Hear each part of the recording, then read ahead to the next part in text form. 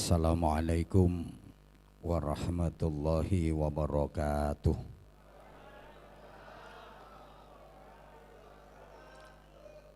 Bismillahirrahmanirrahim. Alhamdulillahirrahman. Allamal Qur'an. Khalaqal insan. Allamahul bayan. Asyhadu an la ilaha illallah wahdahu la syarika lahul malikul mannan. Wa asyhadu anna Muhammadan abduhu wa rasuluhu sahibul mu'jizati wal bayan. Allahumma salli wa sallim wa barik ala man uhiyal Qur'an. Sayyidina wa maulana Muhammadin alladhi kana khuluquhul Qur'an. Wa ala alihi wa ashabihi alladhina tamassaku bil Qur'an. Allahumma innaka afuun tuhibbul afwa fa'fu anna ya karim. Amma ba'd. Sadatal kurama, para alim, bapak-bapak kiai dan para sesepuh yang kita ta'zimi, yang kita suwuni pangestu dan doa, yang sama-sama kita hormati, kita cintai, kita banggakan Bapak Rektor Universitas Negeri Surabaya, beliau Bapak Profesor Dr. Haji Nur Hasan MKes.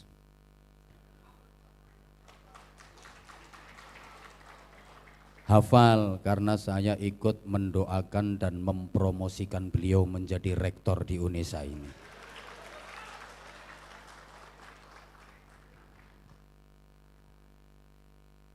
Jajaran wakil rektor yang kita hormati, yang mulia Ketua Senat, para direktur, para kepala biro, kepala prodi, para dekan, wakil dekan,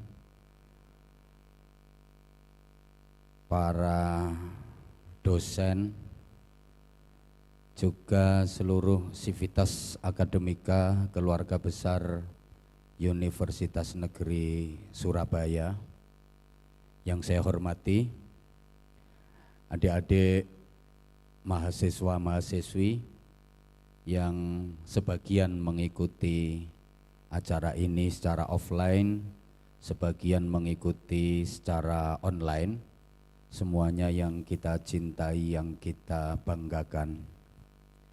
Malam ini saya mendapatkan tantangan besar dari Pak Rektor, karena Anwar Zahid yang bukan dari kalangan akademis dipaksa untuk memberikan materi di hadapan makhluk-makhluk pinter.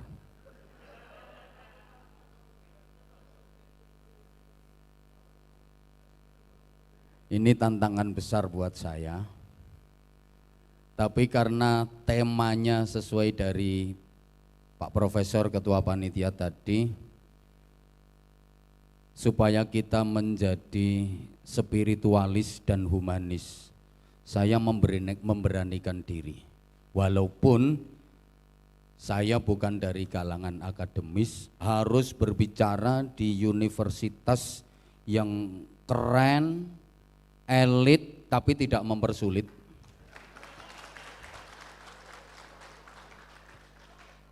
Karena saya tahu banyak orang-orang hebat, orang-orang sukses yang terlahir bukan dari akademisi, tapi dia sukses dan hebat karena al-hikmah wal barokah.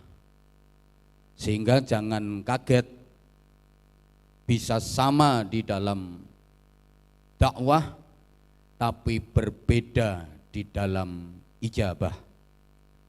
boleh sama di dalam mau'idhah, tapi beda di dalam inabah.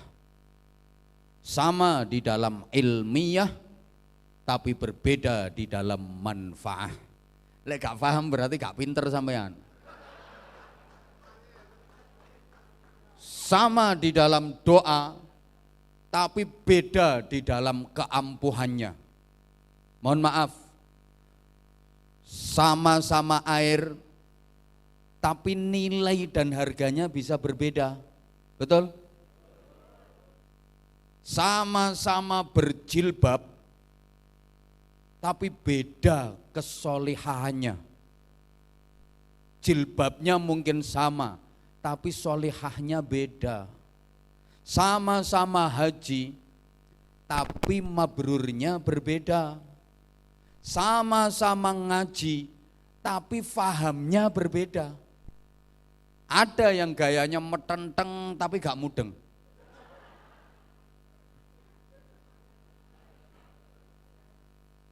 Ada yang kelihatannya wis gak merhatekno blas, tapi yo gak paham. Mosok metentenge gak mudeng apa maneh gak merhatekno.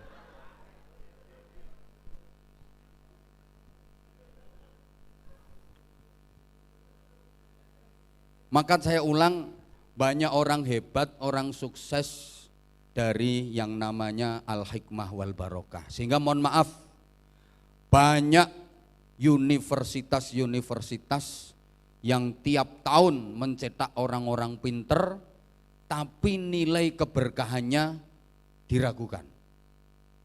Karena kita banyak fakultas pendidikan, tapi enggak ada fakultas kesabaran.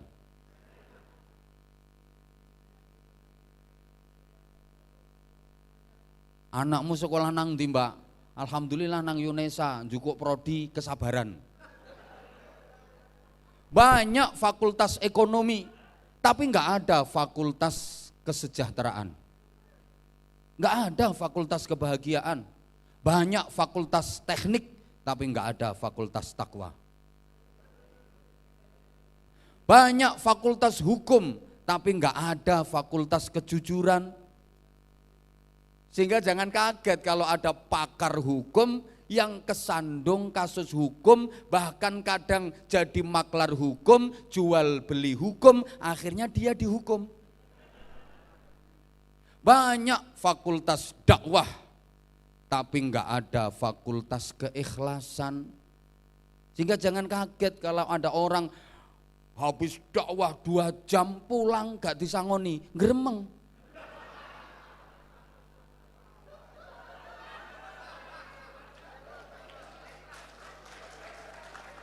Ya karena dia lulusan fakultas dakwah, tapi bukan lulusan fakultas keikhlasan.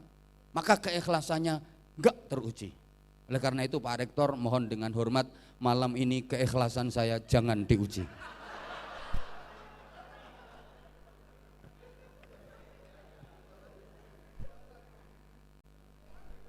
Iki wong pinter-pinter wis mulai kena tak bujuki misalnya. Ini teorinya orang ceramah ya kayak gini Pak Rektor. Jadi saya yang mestinya kalah pinter dengan jenengan, tapi malam ini saya harus berpenampilan lebih pinter dari jenengan. Profesor sak ngisorku. Dalam rangkaian Disnatalis Yunesa yang ke-58, sejarah yang lumayan panjang perjalanannya, izinkan saya mengucapkan Dirgahayu Unesa yang ke-58. Mudah-mudahan ke depan makin maju, makin jaya, terus bisa memberikan kontribusi positif untuk Negara Kesatuan Republik Indonesia yang kita cintai bersama. Ya, bicara soal 58 tahun perjalanan sejarah Yunesa, kita berharap tentu ke depan lebih baik, to be excellent. Anyar ini. Sejarah itu dari bahasa Arab, syajarah, artinya pohon. Jadi aslinya bahasa Arab, syajarah. Tapi karena lesan masyarakat kita mau melafadzkan syajarah, susah ya, sejarah. Salamatan ya, selamatan. Syukuron, syukuran. Ada orang namanya Ramadan ya jadi ramelan. Orang Jawa kan gitu. Nah, sejarah itu dari syajarah, artinya pohon. Dalam perjalanan hidupnya, pohon itu selalu melewati 3 tahap. Pohon apapun pasti mengalami 3 fase. Tumbuh, puncak, tumbang. Perintis, penerus, pewaris. Jadi dalam bahasa sejarah kita tahu ada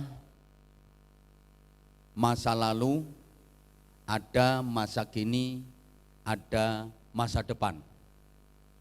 Telah, sedang, dan akan.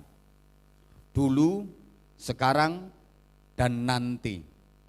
Maka dalam bahasa sejarah, masing-masing ada wakilnya. Masa lalu diwakili oleh generasi tua. Masa kini diwakili oleh generasi dewasa. Sedangkan masa depan diwakili oleh generasi muda. Siapakah orang tua? Orang tua adalah manusia masa lalu yang masih tersisa di masa kini, yang sudah, saya tak boleh ini mikir. Lah kan saya ngomong, jadi ada generasi tua, ada generasi dewasa, ada generasi muda. Ini kaitannya dengan masa lalu, masa kini, dan masa depan. Maka kalau dalam bahasa sejarah, Bapak Ibu, orang tua itu siapa? Orang tua itu adalah manusia masa lalu yang masih tersisa di masa kini, yang sudah tidak banyak harapan di masa depan. Siapakah orang dewasa? Orang dewasa adalah manusia masa kini yang sudah mulai lupa dengan idealismenya di masa lalu, tapi sudah tumpul diajak bicara soal masa depan. Sedangkan generasi muda adalah manusia masa depan yang sudah hadir di masa kini, tapi belum banyak beban dan pengalaman di masa lalu. Nah, ini angel nih. Profesor gak kira iso. Masing-masing punya karakter. Orang tua suka bernostalgia. Orang dewasa sibuk dengan realita. Sedangkan anak muda akrab dengan idealita dan cita-cita. Maka kakek nenek yang tua kalau didatangi cucunya mesti suka bercerita. Bapak ibu yang dewasa kalau anaknya minta sesuatu alasannya sibuk kerja. Sedangkan anak-anak paling seneng kalau ditanya cita-citanya mau jadi apa. Tokoh tua sibuk menulis biografi. Tokoh dewasa sibuk berprestasi, menduduki kursi, rebutan posisi. Kadang koalisi, dagang sapi sampai korupsi. Sedangkan tokoh muda pandai berdemonstrasi dan ahli caci maki. Itu bahasa sejarah. Maka kalau kita bicara masa depan, itu sasarannya ke siapa? Maaf, bukan ke yang tua, bukan ke yang dewasa, tapi ke yang muda. Sehingga masyarakat Jawa kita itu punya filsafat yang luar biasa. Masyarakat kita itu dulu sepuh-sepuh suka memagari kampungnya dengan pohon bambu. Mungkin Bapak Ibu masih ingat ya, masa kecil penjenengan dulu di kampung, itu desa itu dikasih batas pagar pohon bambu. Sampai Pak Rektor itu belakang rumahnya itu pohon bambu. Kan seneng ingon-ingon manuk, sampai manuke dhewe gak pati kopen.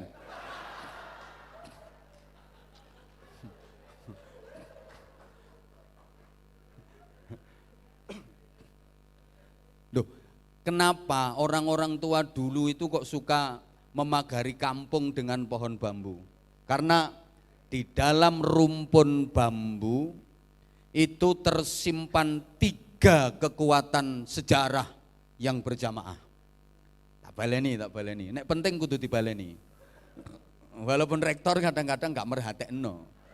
Soalnya penyakitnya wong pinteri rumangsa wis iso, padahal asline yo gak iso blas. Tapi gayane kudu wis pinter. Aku wis apal, soalnya aku dhewe yo pinter. Pinter mbujui.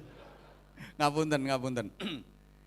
Di dalam rumpun bambu itu tersimpan 3 kekuatan sejarah yang berjamaah.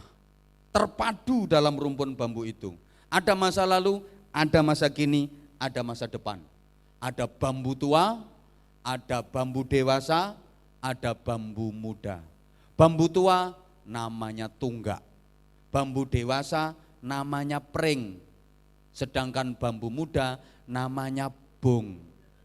Maka kita tahu dalam sejarah pergerakan dan perjuangan bangsa Indonesia dulu, termasuk untuk mengusir penjajah, mempertahankan kemerdekaan, yang diseru bukan tunggak, yang diseru bukan pring, tapi bung. Jadi yang diseru, yang diajak berjuang bukan yang tua, bukan yang dewasa, tapi yang muda, bukan tunggak, bukan pring, tapi bung. Sehingga ada jargon, mari bung, rebut kembali. Itu kan bukan mari pring, rebut kembali, enggak. Apa maneh mari tunggak, rebut kembali, enggak. Sehingga di masa pergerakan dulu, negara kita kaya akan bung-bung bangsa. Ada Bung Karno, ada Bung Hatta, ada Bung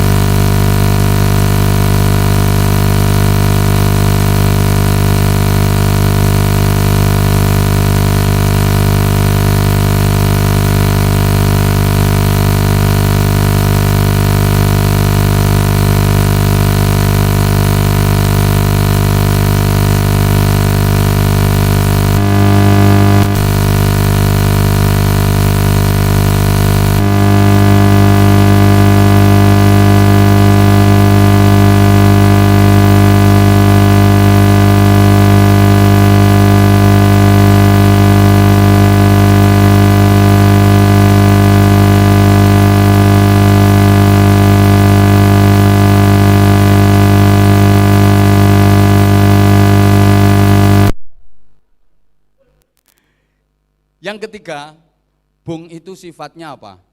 Dia punya selubung jaket yang tebal dan bulu-bulu yang halus tapi tajam. Bung itu loh. Saman gayane kok kaya gak roh bung yo. Wong biyen panganane yo jangan bung ae lho. Makane terus dipangan mlebu weteng dinam metu dadi rai gedhek ngono iku.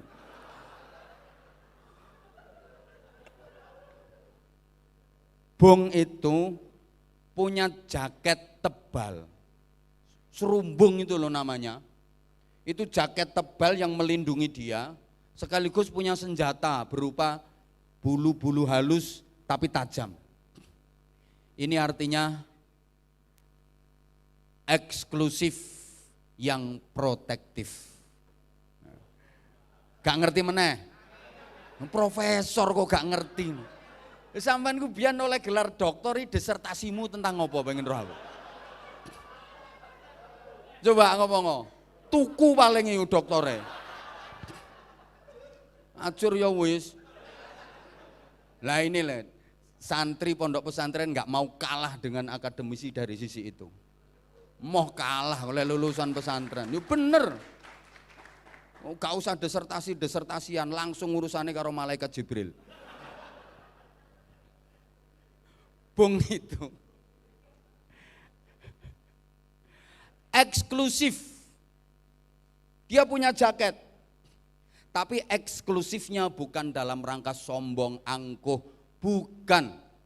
Eksklusifnya dalam rangka memahami kekuatan internal, bahwa saya belum teruji dalam sejarah, saya masih rapuh, saya belum siap terbuka, sehingga saya harus melindungi diri saya dengan jaket. Ojo sampai kidean Profesor Nur Hasan.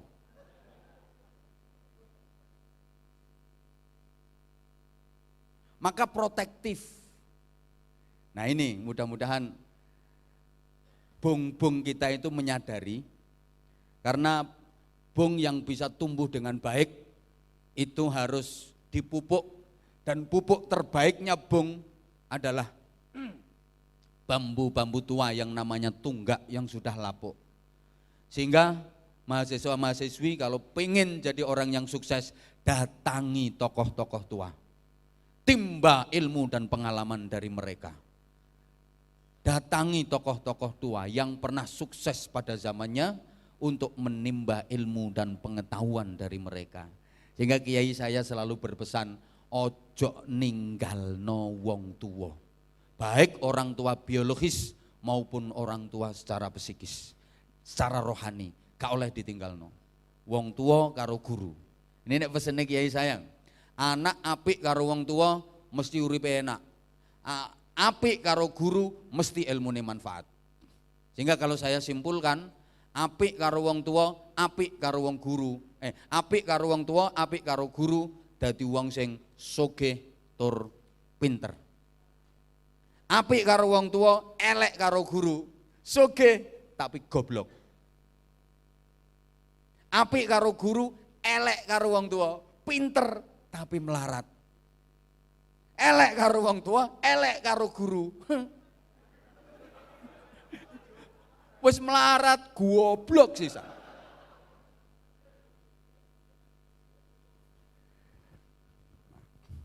Ini durasinya berapa ini?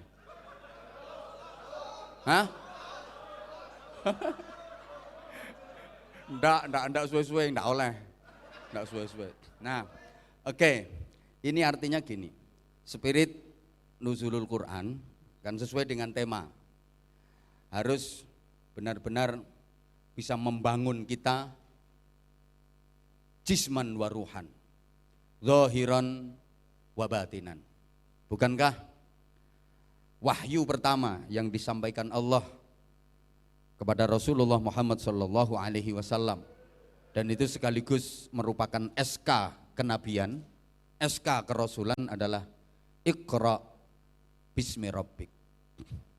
Iqra itu dimensi intelektual, bismi rabbik dimensi mistikal, dimensi spiritual. Aku kok malah gaya ya ngomong saiki. Ya iku mau apa? Macake kaya wong pinter, padahal asline ya goblok asline. Iqra, bacalah. Apa yang harus kita baca? Ayat-ayat Allah. Ada berapa ayat Allah? Ada 2. Ada ayat kitabiah, ada ayat kauniyah. Jadi ada ayat yang tersurat, ada ayat yang tersirat. Ada ayat yang terucap, ada ayat yang tercipta. Mengenai Al-Quran tentu butuh waktu yang panjang kalau saya uraikan di majelis yang sesingkat ini, sehingga butuh diundang lagi. Mohon maaf ya, ini boleh dianggap kritikan, boleh dianggap penghinaan, terserah. Saya perhatikan yang hadir di sini masih banyak yang belum bisa membaca Al-Quran. Mangkel yo ben. Karena menurut penilaian saya yang hadir di sini masih baru sampai pada level membunyikan Al-Quran, belum membaca. Sing mangkel munggah tak jelasno. Aku wis pinter maca Quran kok dikatakan nggak bisa baca Quran. Saya nggak ngomong nggak bisa, belum. Makanya dicerna setiap kata saya, mahal. Masih banyak yang belum bisa membaca Al-Quran, baru sampai di level membunyikan Al-Quran. Apa bedanya membaca dengan membunyikan? Ya bedalah. Kalau membaca itu membaca, kalau membunyikan itu membunyikan. Beda. Tambah angel nih, tambah angel, ngeluh profesore. Membunyikan itu memindah dari tulisan ke ucapan, itu namanya membunyikan. Ngono gak ngerti. Dokter capopo, mosok definisi membunyikan ndak ngerti. Ajur ya wis. Memindah dari tulisan ke ucapan, itu namanya membunyikan. Kalau membaca, memindah dari tulisan ke ucapan disertai pemahaman. Lagi ngene. Beda. Kalau membunyikan bisa dapat pahala, tapi belum dapat hidayah. Oleh ganjaran, tapi gak oleh pituduh. Dapat pahala, tapi belum dapat hidayah. Karena baru membunyikan saja, yang 1 huruf nilainya 10 kebaikan. Kalau enggak punya wudhu, kalau punya wudhu 1 huruf nilainya 50 kebaikan. Kalau dibaca dalam sholat 1 huruf nilainya 100 kebaikan. Itu kan pelajarannya anak TPG itu. Nah iyalah, ini yang saya hadapi profesor, minimal S3, SD, SMP, SMA. Lah selama ini coba kita introspeksi, coba kita muhasabah. Kita ke Al-Quran itu sudah benar-benar bisa membaca atau baru membunyikan kira-kira? Halo? Jenengan ke Al-Quran itu udah benar-benar bisa memahami makna kandungannya apa belum? Lah itu namanya berarti baru membunyikan. Kita baru membunyikan, maka jangan marah kalau dibilang belum bisa baca Quran. Kita baru membunyikan Al-Quran. Maka jangankan kita Bapak Ibu, ketika Rasulullah diperintah sama malaikat Jibril, Iqra, apa jawab beliau? Ma ana biqari'in, saya enggak bisa membaca. Sampai berkali-kali, Iqra, ma ana biqari'in. Coba, makanya qiraah dengan tala, qiraah dengan tilawah, itu maknanya berbeda. Udah. Sehingga yang kita baca apa? 1 Al-Quran tadi, ayat kitabiah. Yang kedua ayat kauniyah. Apa ayat kauniyah? Ya alam semesta termasuk diri kita. Ini ayat-ayat Allah yang harus dibaca. Ya kalau di kalangan panjenengan Bumi, ini ayat Allah yang harus dibaca pakai ilmu namanya geologi. Tumbuh-tumbuhan, binatang, itu ayat-ayat Allah dibaca pakai ilmu namanya biologi. Laut, ayat Allah kita baca pakai ilmu namanya oceanografi. Gunung, ayat Allah dibaca pakai ilmu namanya vulkanologi. Angkasa luar, cakrawala, ayat Allah dibaca pakai ilmu namanya astronomi. Nah, ini ada ilmu yang mencakup semuanya, namanya googleologi.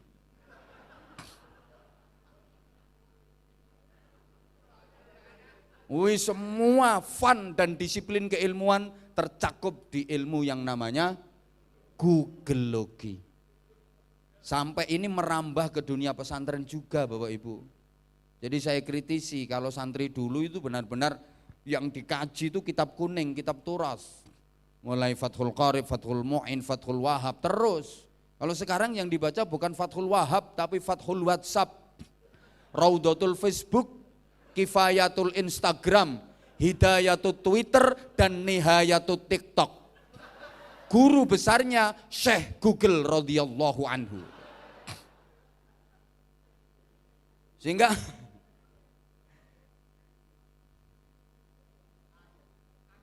angel larang Prof ngene iki Prof.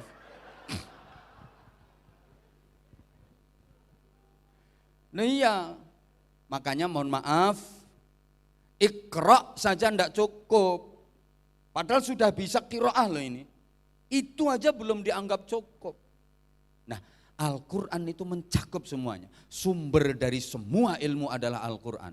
Saya kasih contoh sederhana saja. Ayat yang sering jenengan dengar.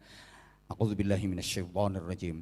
Afala yanzuruna ilal ibili kaifa khuliqat. Apakah kalian tidak memperhatikan dan merenungi bagaimana unta diciptakan? Disebutkan unta, berarti biologi. Wa ilas samaa'i kaifa rufi'at. Disebutkan sama, langit, astronomi.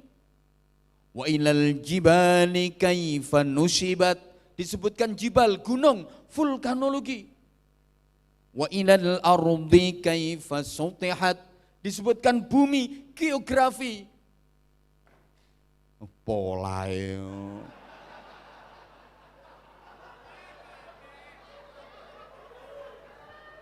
Hati-hati tondo, nduk. Saking grogine ngadepi rektor. Nah, ya itulah orang kalau lagi nervous ya kayak gitu. Ya jangankan dia, rektor pun kelihatan pinter, gentle, jenius itu kalau di hadapan mahasiswa-mahasiswi.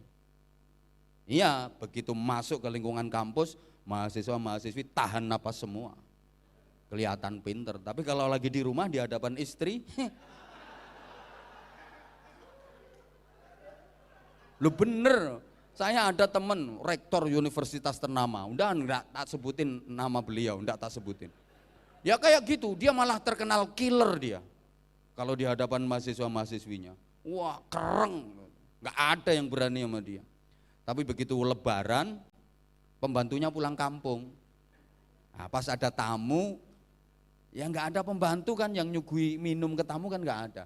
Dibikinin teh sama istrinya, dipanggil, ya teh, begitu keluar, begitu ke dalam, ngambil. Kan gak kulino Pak. Enggak biasa, akhirnya kocek, tahu kocek enggak? Tumpahin lo tumpah, wah istrinya marah-marah, makanya saya hati-hati ini, gawe repot-repot dikutak-kutak nang ini, gak pantas disugone tamu. Lo rektor lo digetak bojone, dicelatu bojone, koyo gak tamat SD. Ini wong wedok imbuh mengandung apa? Iya, bener itu. Bener. Oh, ada orang itu gelar akademisnya itu MA. Keren S3 Timur Tengah. MA. Digetak bojone iso mudhun dadi MI, Pak. Bener itu. Wong wedok imbuh menganu. Dan itu juga berlaku untuk kiai. Wah kiai ketok alim, ketok hebat kalau lagi ceramah di hadapan ribuan jamaah menggelegar ceramahnya. Dalil jebret jebret jebret runtut nang jobo. Nang omah ngadepi bojone situk tok. Ilang kiyaine kari gobloke ta kan. Wis gak iso ndalil blas. Gak iso kon dalil wis gak kira iso. Wis wedok misal kadang-kadang ngaji terus keluargane gak atik diopeni, gak mikir anak, gak mikir bojo. Ngaji yo ngaji tapi yo ono libure talah seminggu sepisan libur ngaji terus. Misale aja ngono ta, iku tugasku. Kanjeng Nabi kan wis dawuh. Nabi-nabi apa? Gak nabi-nabian. Nabi Anwar Zahid iku ta. Ngono wis. Wis ngene kari urip mataku tok ketap-ketip. Ya itu. Makanya perempuan ini Masya Allah kelihatannya lemah tapi sesungguhnya menyimpan kekuatan yang luar biasa. Lo bener. Makanya barang dicekel wong lanang mati, dicekel wong wedok iso urip kok. Makanya gua ya lek ngomong Allah Pak ngono ae mati kene tak cekele engko lak urip ngono. Organisasi lho coba. PKK Dharma Wanita, urip dicekel wong wedok. Rektor kon ngurusi Dharma Wanita. Ya, makanya posyandu wong wedok kabeh. Wis mbakas wong wedok gak nonteke. Gak nonteke. Udah. Iqra saiki Iqra. Nah, Iqra saja nggak cukup, harus tetap dalam frame Bismi Rabbik dengan menyebut nama Tuhanmu. Artinya apa? Ilmu pengetahuan nggak boleh lepas dari dimensi keimanan.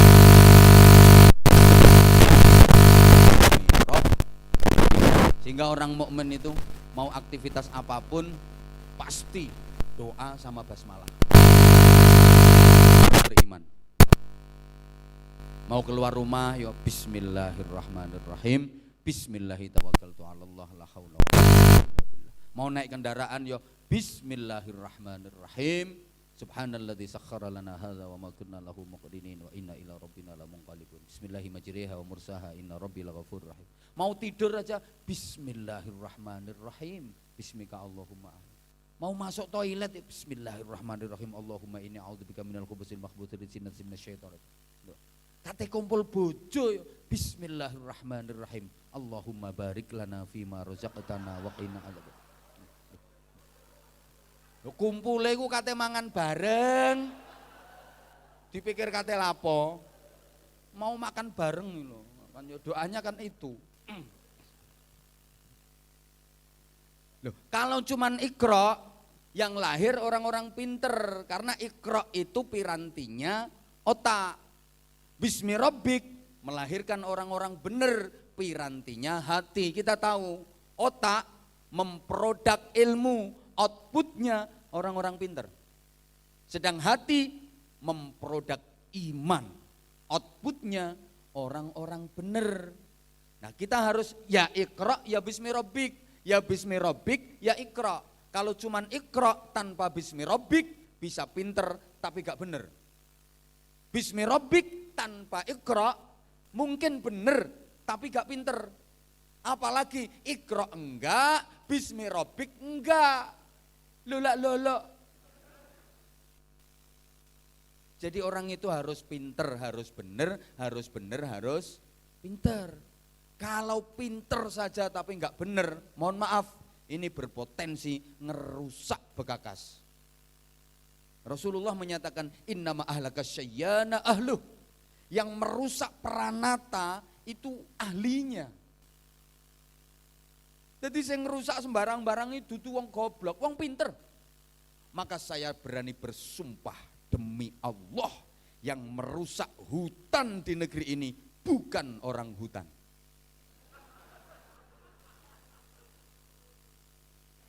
Ya orang-orang yang pinter di ilmu kehutanan, tapi moralnya lebih bobrok daripada orang hutan. Bisa dipahami omongan saya? Yang merusak tatanan hukum di negeri ini ya pakar-pakar hukum. Yang merusak tatanan negara ya orang-orang yang ahli di bidang tata negara. Aku gak kira iso merusak negara. Yang merusak perekonomian itu ya orang-orang yang ahli di bidang ekonomi. Jok kaget kenapa kemarin minyak sempat langka macam-macam. Itu orang-orang yang ahli bidang ekonomi yang merusak. Jok kaget. Innama ahlaka syayana ahlu. Ini orang pinter kalau nggak bener. Coba sing ngentekno duitnya negara jatahe rakyat, iku wong goblok ta wong pinter? Wong pinter, sing goblok kepingin tapi gak ro carane. Ya kepingin cuma gak ro carane wong goblok. Masuk, gak masuk. Ono wong goblok kok korupsi sampai triliunan. Gak ono, wong goblok iki paling nyolong ayam. Iku ayame gorong kecekel, dekne wis kecekel disikan. Sing potensi nyolong triliunan yo jenengan-jenengan iki. Potensi. Mangkel yo wis salahe ngundang aku. Lho sampean tahu krungu ta wong goblok korupsi ning akeh tahu krungu ta? Wong pinter-pinter iku ngono nang ndi-ndi dipanggil yang terhormat, yang mulia, padahal bajingan. Ya sing korupsi maksudnya, nek sing apik-apik ya enggak. Ya toh? Jarno.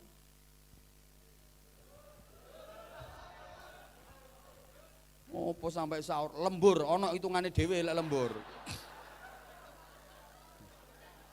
No lembur kok hitungane dhewe. Iku wong pinter lek gak bener malah berpotensi ngerusak bekakas. Sebaliknya orang bener kalau nggak pinter guyokno wong. Yo iya orang bener kalau nggak pinter guyokno wong. Ada orang kehilangan motor, sepeda motornya lo hilang, gak lapor polisi malah kondo koncoe, alhamdulillah sepeda motornya hilang lo alhamdulillah. Koncoe bingung, lo awakmu ki opo sih? Sepeda motor hilang gak lapor polisi malah alhamdulillah. Yo alhamdulillah sih, wong biasa tak tumpaki gak hilang. Iki hilangnya kok pas gak tak tumpaki. Coba hilangnya pas tak tumpaki, aku lah katut hilang sisan. Iki lah bener sih. Tapi gobloknya pol-polan. Mulai diterus-terusno bojo bareng lak ngono, alhamdulillah hilangnya pas gak tak tumpaki. Makane wong bener lek gak pinter iku guyokno wong. Sehingga Al-Qur'an itu mengarahkan kita supaya ya pinter, ya bener, ya pinter. Mohon maaf Bapak Ibu, Indonesia ini enggak kekurangan stok orang pinter. Jenengan sendiri, UNESA ini tiap tahun berapa sarjana yang diwisuda? Kalau sekedar orang pinter, enggak kekurangan stok. Kita yang kekurangan stok itu orang bener. Mangkel ya wis pokoknya tetep tak omongno.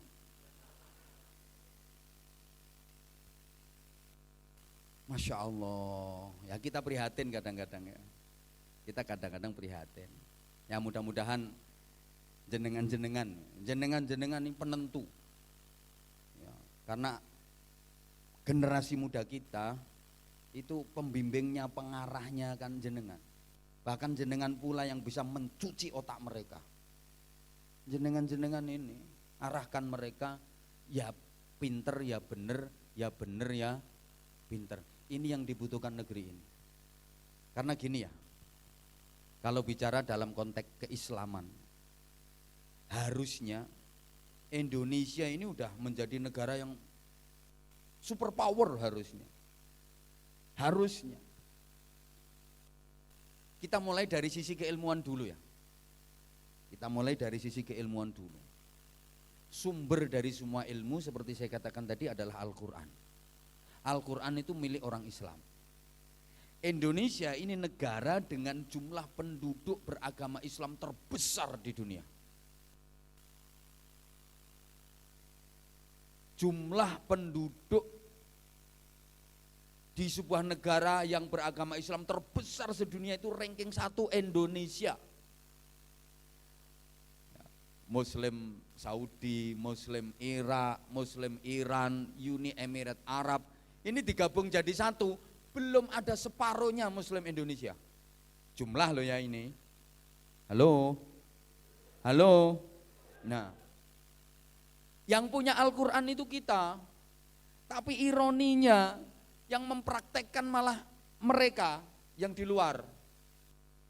Saya kasih mukobalah ya, saya kasih perbandingan nama Jepang aja. Jepang itu punya kitab agamanya Shinto. Dia punya kitab suci namanya Yingiski sama Nihonja. Iki tak awur sampean gak kira weruh sampean. Wis gak kira weruh. Nahonja, kitab sucinya mereka itu Nahonja. Ya, di kitab sucinya mereka Nahonja, satu pun gak ada yang bicara tentang ilmu. Gak ada yang bicara tentang ilmu pengetahuan, satu pun gak ada. Sedangkan kitab suci kita Al-Quran 869 ayat bicara soal ilmu pengetahuan. Tapi coba perbandingannya sekarang. Tak beleni. Orang Jepang yang agamanya Shinto, itu dia punya kitab suci Nahonja, satu pun gak ada yang bicara tentang ilmu pengetahuan. Kita yang punya Al-Quran 869 ayat kurang lebih bicara tentang ilmu pengetahuan. Tapi coba sekarang teknologi aja. Honda, Jepang. Yamaha, Jepang. Corolla, Jepang. Kawasaki, Jepang. Suzuki, Jepang. Soto, Lamongan. Lontong balap, Surabaya. Sate, Madura. Pecel, Madiun. Jenang, Kudus. Gudeg, Jogja. Jadi umatan badokan lillahi ta'ala.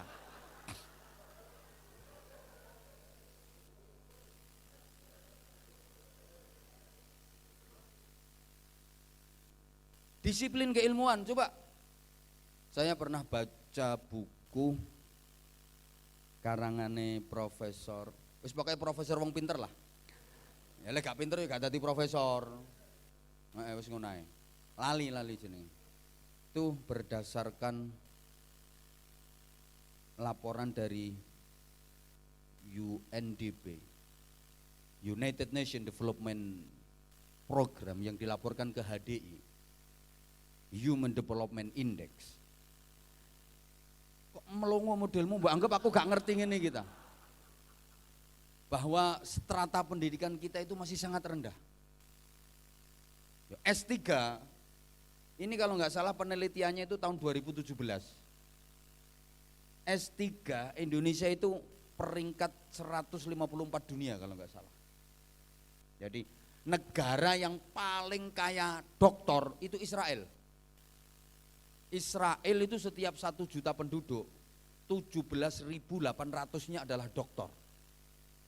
Makanya Amerika Serikat gak kira wani musuh Israel. Israel resek kayak apa, memerangi zolim kayak apa ke negara manapun, Amerika selalu berada di belakang Israel. Kenapa? Karena ternyata teknologi dan pos-pos penting di Amerika itu grand makernya adalah Israel. 1 juta penduduk 17.800-nya dokter. Amerika sendiri cuma kurang lebih 7 ribuan dokter dari setiap 1 juta penduduk. Jepang 6 ribuan, Jerman 5 ribuan. India loh, India, negaranya Tuan Takur.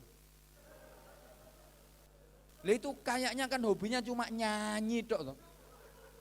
Loh iya toh, makan nyanyi, adus nyanyi, kate turu nyanyi, mangannya India mek nyanyi tok. Tapi ternyata mujotosane ambek nyanyi kok.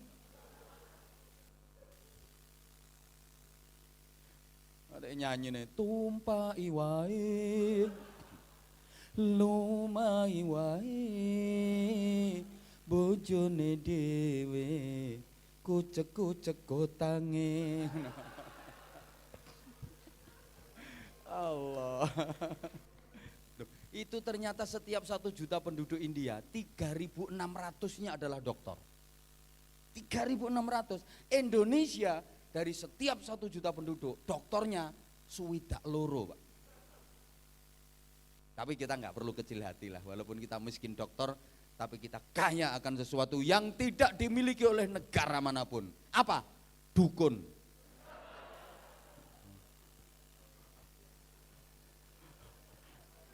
Ini top ini. Indonesia aku semboyane keren kok.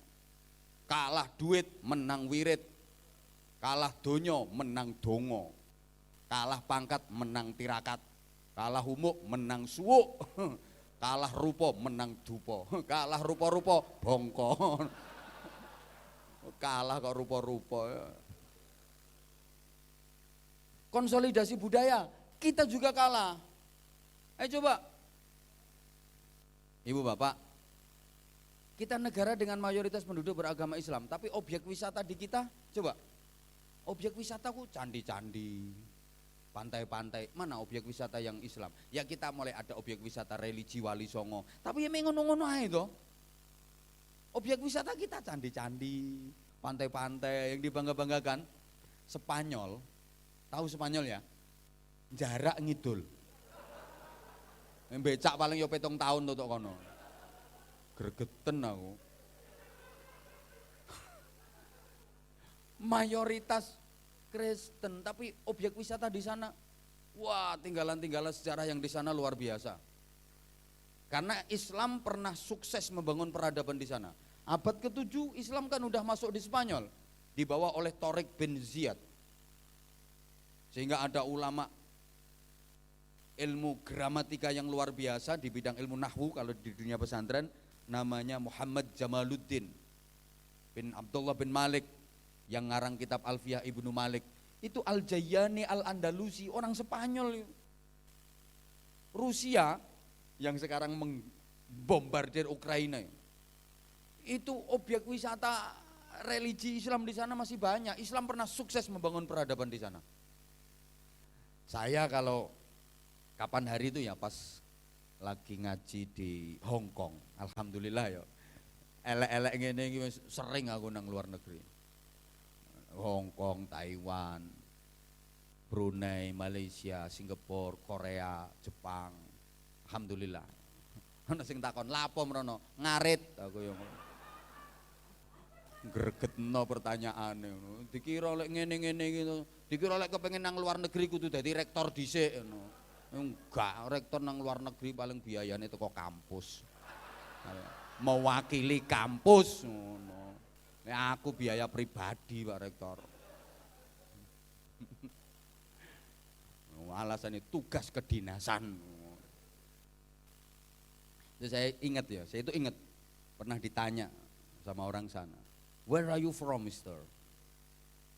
Bapak dari mana? Aku ya rodok gaya, "I am from Indonesia." Saya dari Indonesia. Begitu dia dengar saya dari Indonesia itu dia ngomong, "Indonesia? Borobudur is good."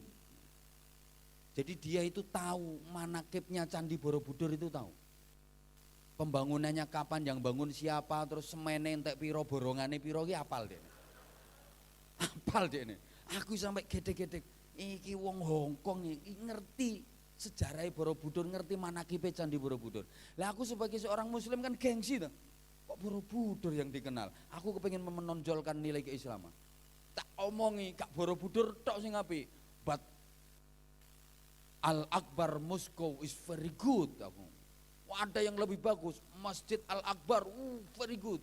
Dia kaget, where Al-Akbar Moskow? Di mana itu? Tak bilangin, in Surabaya. Begitu dengar Surabaya dia langsung nyeletuk, Surabaya, Ndoli is good. Masya Allah.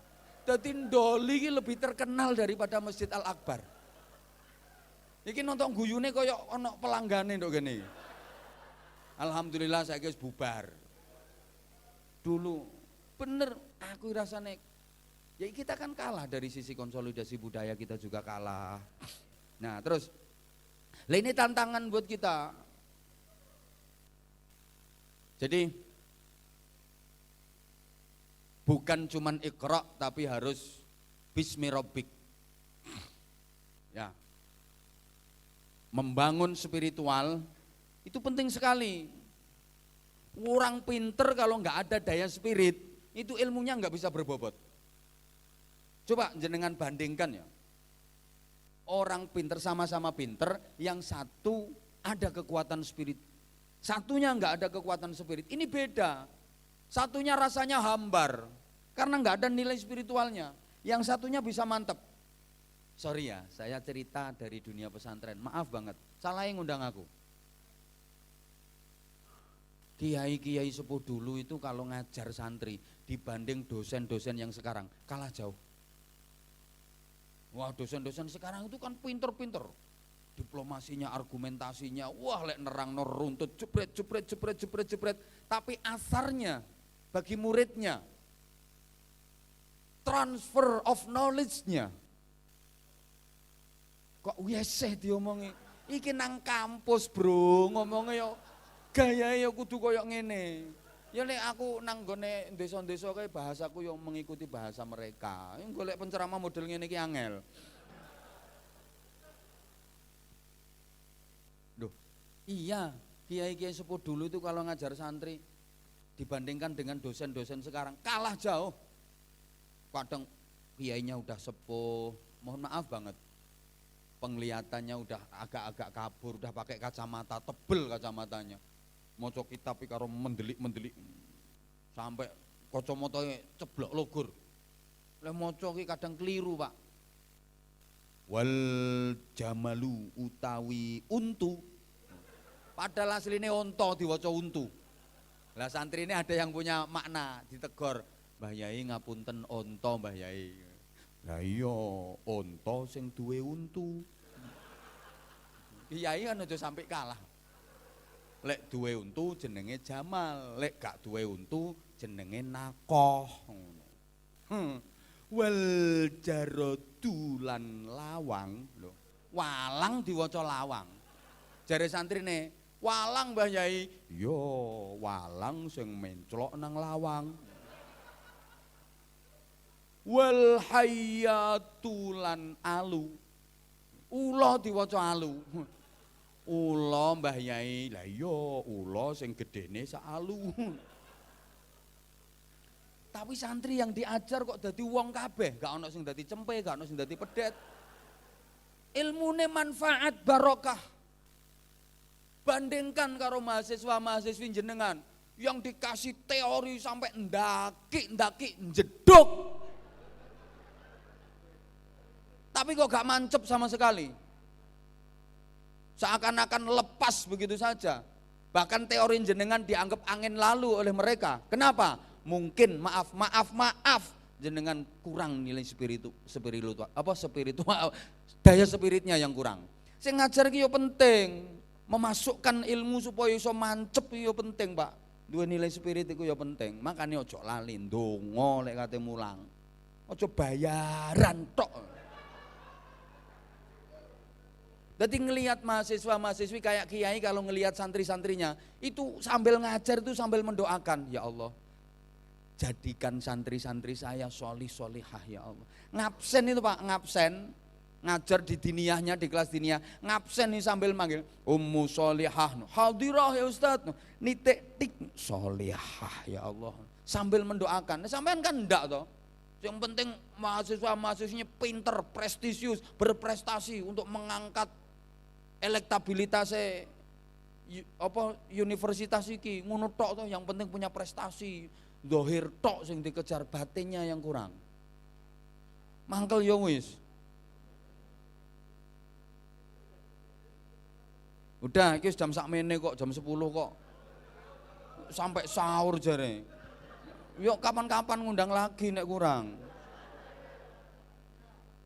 Maka penting banget nilai spiritualitas itu penting banget. Lah itu melalui diantaranya melalui ibadah puasa, melalui ibadah siam. Ibadah siam ini benar-benar mengantarkan kita untuk la'allakum tattaqun. Paling tidak target harus betul-betul bisa kita raih. Melalui Al-Quran kita menjadi orang-orang yang bertakwa. Ya, melalui ibadah siam kita nanti juga bisa meraih Idul Fitri. Kembali kepada fitrah. Ini hanya orang-orang yang berhasil saja. Maka Semua orang boleh ikut berlebaran, tapi tidak semua orang berhak mendapatkan Idul Fitri. Kalau lebaran siapapun boleh ikut, wong lebaran itu budaya, lebaran itu tradisi. Ramadan poso gak poso melu riyo karepmu. Riyo ae kok kaya kok sing nyekel iku son iku. Iku mosok tau poso yo gak tau poso. Gak apa-apa melu riyo sakarepmu. Ramadan gak tau poso tapi melu riyo, iku padha karo gawe sabuk tapi gak katokan. Penting ndi? Katok ambek sabuk penting ndi? Ya padha pentinge. Kok penting sabuk jare? Ya saya tetep penting katok. Lek gawe katok masih gak sabukan kena dipincuk wek. Lah nek sabuk gak katokan kaya apa? Sak karep masih gak melu poso, riyaya sak karepmu. Sak karepmu. Tapi untuk beridul fitri enggak semua orang berhak. Nah, Idul Fitri itu artinya kembali ke fitrah. Fitrah apa? Menjadi manusia yang manusiawi. Menjadi manusia yang manusiawi. Manusia yang levelnya lebih baik daripada makhluk-makhluk biologis yang tingkatnya di bawahnya. Apa? Maaf, binatang. Sehingga ibadah utama di siang hari bulan Ramadan, namanya puasa, itu kan tuntutan buat kita untuk menahan diri dari tuntutan nafsu yang itu juga dimiliki oleh binatang. Binatang itu aktivitas hariannya mulai bangun tidur, melek sampai tidur lagi kan cuma makan, minum, terus rabi. Mangan, ngombe, rabenan, mangan, ngombe, rabenan. Makan, minum, seks. Pokoknya yang dipikirkan cuman perut sama sedikit di bawah perut. Yang penting perut kenyang, bawah perut terangsang. Perut kenyang, bawah perut tegang. Binatang kan cuman itu. Lah binatang nggak bisa mengendalikan diri. Binatang nggak bisa menahan nafsu itu. Lah kita manusia diberi modal akal, diberi modal jiwa, diberi modal hati, bahkan diberi cuklak sama Allah. SOP, standar operasional prosedural berupa Al-Quran. Supaya kita bisa menahan itu. Jadi kita bisa membasmi dimensi-dimensi kebinatangan sehingga yang muncul di permukaan adalah dimensi kemanusiaan. Lebih mementingkan dada ke atas untuk mengatur dan mengendalikan dada ke bawah. Tuntunan harus bisa mengalahkan tuntutan. Tuntunan itu dada ke atas. Dada ada hati untuk berzikir, ada kepala, di sini ada otak untuk berpikir, fikir dan zikir. Ini tuntunan ya. Tuntunan yang tuntutan kan dada ke bawah, perut sama bawahnya perut itu. Jadi atasan ini untuk mengendalikan bawahan. Karena bawahan juga penting, atasan tanpa bawahan ya koteng-koteng. Bawahan tanpa atasan ya. Jadi menjadi manusia yang manusiawi. Nah mengenai kapan Idul Fitrinya ya kita juga bingung Pak. Kalau saya ya nunggu keputusan pemerintah saja. Kayak gini loh, nuzul Quran itu pasnya kapan? Malam 17 Ramadan. Tergantung puasanya berangkat dari mana. Kan kemarin puasanya enggak bareng toh.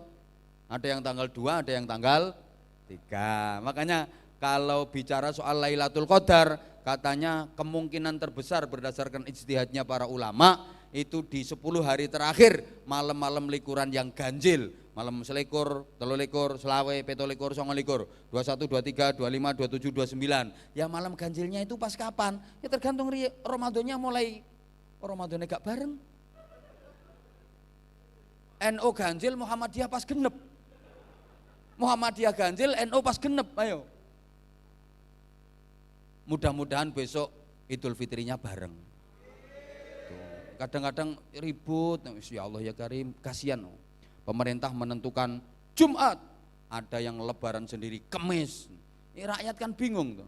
Saya pernah ditanya, ini pemerintah menentukan Jumat, kalau saya ikut lebaran yang Kemis gimana? Tak jawab, itu berarti lebaran swasta. Nah iya loh, swasta. Lah kalau saya ikut lebaran Jumat, negeri. Itu ada yang nanya lagi, lah kalau saya misalnya lebarannya ikut Kemis tapi sholat idnya ikut Jumat gimana? Itu swasta bersubsidi aku. Ngregetno.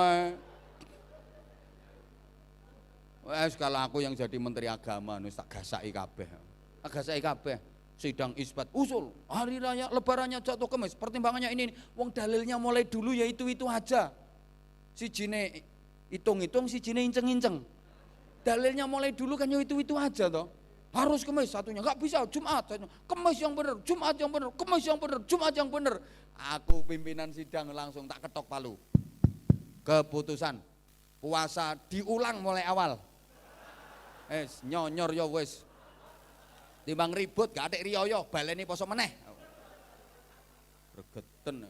Itu kan ribut soal datangnya bulan Ramadan, awal datangnya bulan Syawal. Ributnya kan perhitungan awalnya bulan tuh nggih. Nggih, makanya aku terus nggih kebijakan mulai tahun depan yang ikut sidang isbat menentukan kapan datangnya bulan Ramadan, kapan datangnya bulan Syawal, khusus perempuan. Laki-laki nggak usah melu sidang, ngeribeti. Lek perempuan mesti bener karena perempuanlah yang paling tahu persis kapan datangnya bulan. Ngono ae, ribet.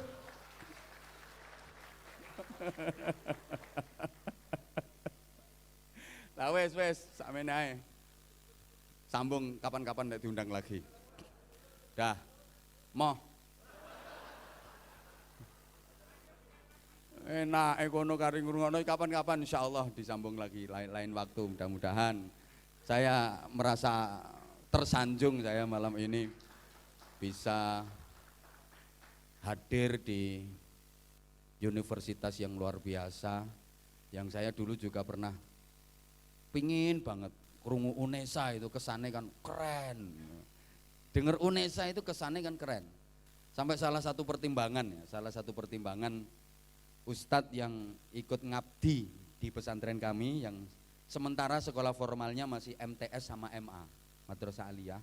Itu untuk materi pelajaran umum itu salah satu pertimbangan dari teman-teman itu seleksinya itu pokoknya lulusan UNESA itu prioritas. Ya karena berdasarkan apa namanya seleksi ya, berdasarkan seleksi. Itu pokoknya nek teko UNESA itu terkenal pinter-pinter. Nah. Jadi prioritas di pesantren kami ada beberapa yang lulusan UNESA. Jadi kalau lulusan UNESA ngelamar di pesantren kami itu TU-nya gitu. Itu TU yang gendut itu TU-nya itu yang gendut itu. Itu kalau UNESA itu kayak jaminan diterima gitu. Tapi materi-materi umum, materi agama ya gak oleh aku. Kon ngulang nahwu ya lolak-lolok. Kon ngulang balaghah ya plong-aplongo. Nek kimia keren-keren bangsa ngono-ngono iku UNESA prioritas. Biasanya di pesantren kami ada beberapa guru yang dari UNESA juga, alumni UNESA juga prioritas. Makanya saya tersanjung malam ini dan saya merasa alhamdulillah iso mbujuki rektor, iso mbujuki sampean-sampean insyaallah. Padahal aku mbek sampean ini asline pinter sampean. Cuma ngomongnya pinter aku. Ya dari sudut mana dulu, kalau dari sisi akademis ya saya kalah jauh dengan jenengan. Tapi lek pemahaman kitab kuning insya Allah pinter aku karo sampean. Ya ini kita pentingnya saling melengkapi kan di situ. Nggih, segala salah dan khilaf saya mohon maaf yang seagung-agungnya. Ya mudah-mudahan UNESA ini ke depan makin manfaah, makin barokah. Al-Fatihah. A'udzubillahi minasyaitonirrajim. Bismillahirrahmanirrahim.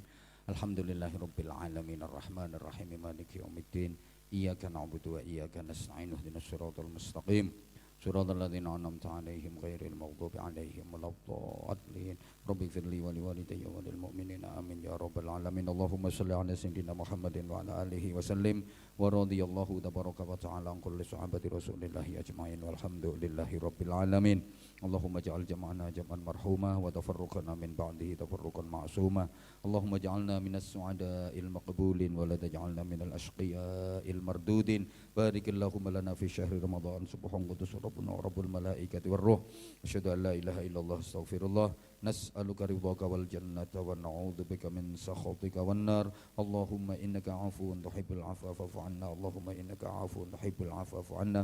Allahumma innaka 'afuwun karim tuhibbul 'afwa fa'fu 'anna ya karim. Allahumma rabbana taqabbal minna siyamana wa qiyamana wa wudu'ana wa salatana wa qira'atana wa ruku'ana wa i'tidalana wa sujudana wa qu'udana wa tasyahhudana wa tahiyyatana salamana tadarru'ana takhashu'ana ta'abbudana jami' ibadatina wa tasbihana wa tahlilana wa tamjidana wa takbirana tamim taqsirana waj'alil jannata ma'wana wa la taj'alid dunya akbar hamina wa la mablagha ilmina wa la tabtarib biha wujuhana ya ilahal awwalin wal akhirin wa ya khairan nasirina bi rahmatika ya arhamar rahimin. Rabbana atina fid dunya hasanah wa fil akhirati hasanatan wa qina adzabannar wa qina adzabannar wa qina adzabannar wa adkhilnal jannata ma'al abrar bi rahmatika wa fadlika ya aziz ya ghaffar ya halim ya sattar ya rabbal alamin. Jazallahu anna sayyidina Muhammadan sallallahu alaihi wasallam ma huwa ahluh bi fadli subhana rabbika rabbil izzati amma yasifun wa salamun alal mursalin walhamdulillahi rabbil alamin. Kalau ada sumur di ladang bolehlah kita menumpang mandi. Kalau ceramah saya masih kurang panjang silahkan diundang lagi. Wafaqanallahu wa iyyakum. Assalamualaikum warahmatullahi wabarakatuh.